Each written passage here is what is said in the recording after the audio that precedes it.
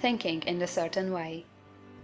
Turn back to chapter 6 and read again the story of the man who formed the mental image of his house, and you will get a fair idea of the initial step toward getting rich. You must form a clear and definite mental picture of what you want. You cannot transmit an idea unless you have it yourself. You must have it before you can give it. And many people fail to impress thinking substance because they have themselves only a vague and misty concept of the things they want to do, to have, or to become. It is not enough that you should have a general desire for wealth, to do good with. Everybody has that desire. It is not enough that you should have a wish to travel, see things, live more, etc. Everybody has those desires also. If you are going to send a wireless message to a friend, you would not send the letters of the alphabet in their order and let him construct the message for himself, nor would you take words at random from the dictionary. You would send a coherent sentence, one which meant something. When you try to impress your wants upon substance, remember that it must be done by a coherent statement. You must know what you want and be definite. You can never get rich or start the creative power into action by sending out unformed longings and vague desires. Go over your desires just as the man I have described went over his house. See just what you want and get a clear mental picture of it as you wish it to look when you get it. That clear mental picture you must have continually in mind, as the sailor has in mind the port toward which he is sailing the ship. You must keep your face toward it all the time. You must no more lose sight of it than the steersman loses sight of the compass. It is not necessary to take exercises in concentration, nor to set apart special times for prayer and affirmation, nor to go into the silence, nor to do occult stunts of any kind.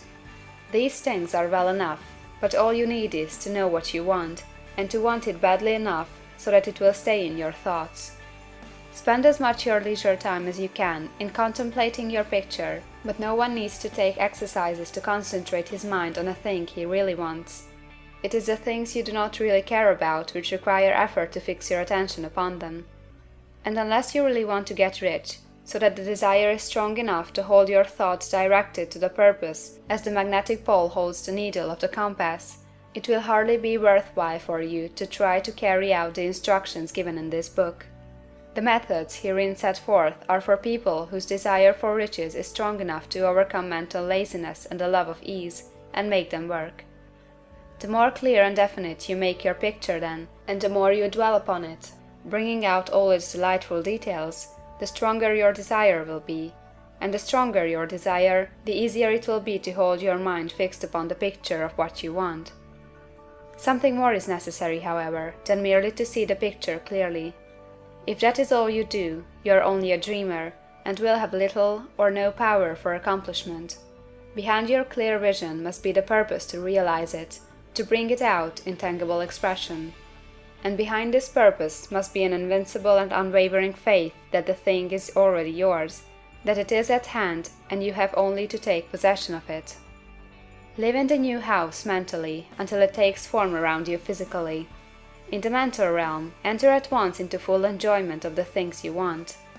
Whatsoever things ye ask for when ye pray, believe that ye receive them, and ye shall have them, said Jesus.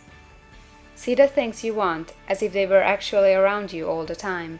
See yourself as owning and using them. Make use of them in imagination just as you will use them when they are your tangible possessions. Dwell upon your mental picture until it is clear and distinct, and then take the mental attitude of ownership toward everything in that picture. Take possession of it, in mind, in the full faith that it is actually yours. Hold to this mental ownership. Do not waver for an instant in the faith that it is real. And remember what was said in the preceding chapter about gratitude. Be as thankful for it all the time as you expect it to be when it has taken form. The man who can sincerely thank God for the things which as yet he owns only in imagination has real faith. He will get rich. He will cause the creation of whatsoever he wants. You do not need to pray repeatedly for things you want. It is not necessary to tell God about it every day. Use not vain repetitions as the heathen do, said Jesus to his pupils, for your Father knoweth that ye have need of these things before ye ask him. Your part is to intelligently formulate your desire for the things which make for a larger life, and to get these desires arranged into a coherent whole, and then to impress this whole desire upon the formless substance, which has the power and the will to bring you what you want.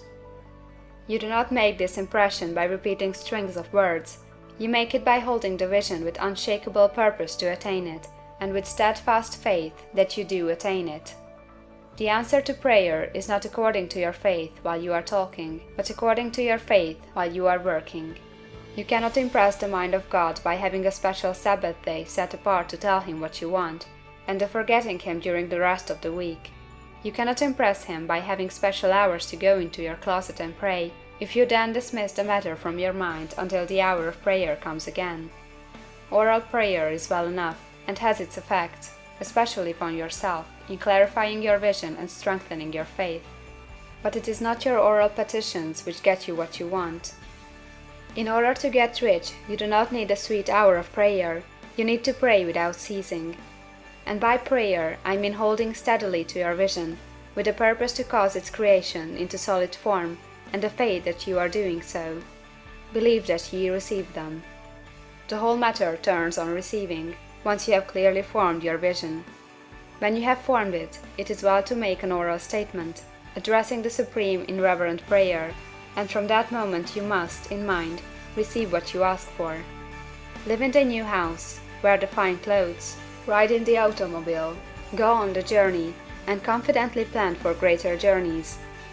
Think and speak of all the things you have asked for in terms of actual present ownership. Imagine an environment and a financial condition exactly as you want them, and live all the time in that imaginary environment and financial condition. Mind, however, that you do not do this as a mere dreamer or castle builder. Hold to the faith that the imaginary is being realized, and to the purpose to realize it.